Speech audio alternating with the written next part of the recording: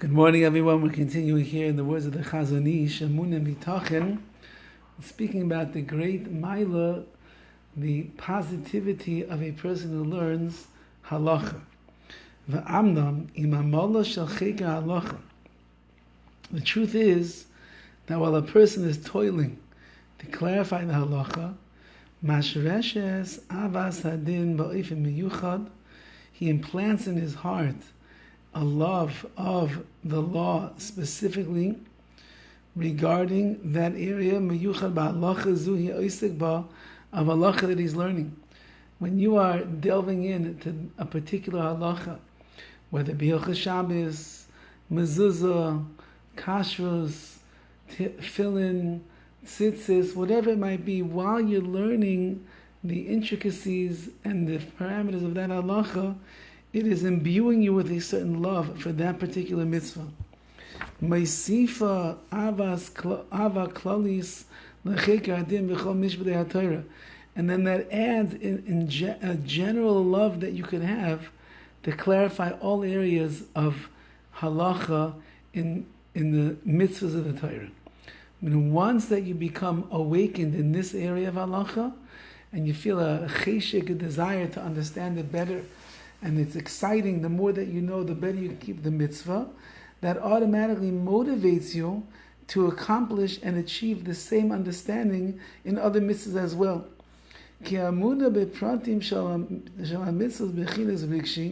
Because the innate faith in the details of the mitzvahs,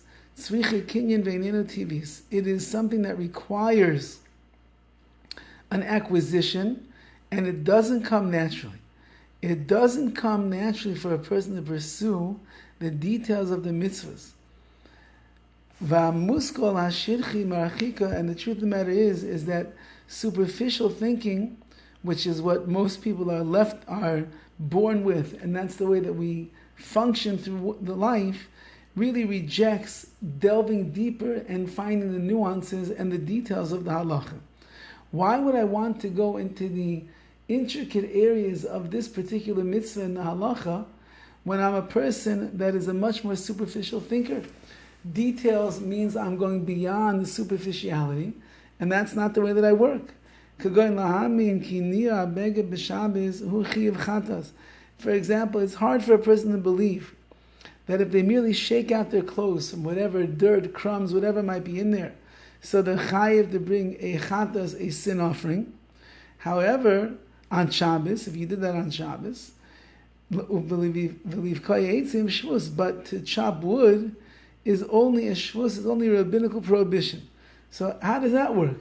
Shaking out your clothes, which seems to be not a big deal at all, you're just shaking out your clothes from the dirt, the crumbs, whatever might be in there.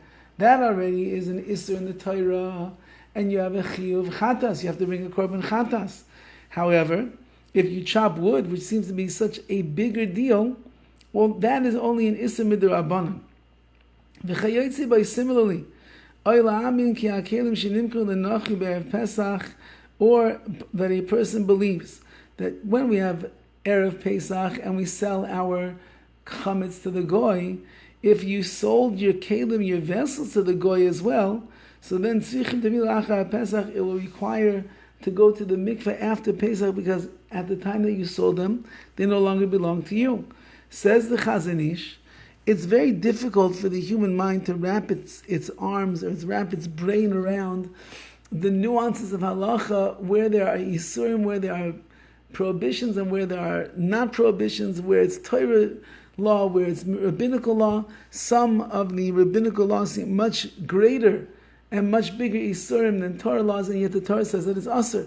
It's hard to understand, and therefore says the Chazon Ish, unless you're working to get into the nitty-gritty of halacha, unless you're going through the sugya and you're going into the world of the poskim to really understand the nuances and why things are the way it is, the human mind is not going to be able to grasp the profundities of halacha. So therefore, says the Chazon Ish, you're going to have to work hard, and the harder you work, the more impactful keeping that halacha is going to be, and that once you see how amazing that halach is, it will motivate you to go to more halachas and more mitzvahs in your life. All the best.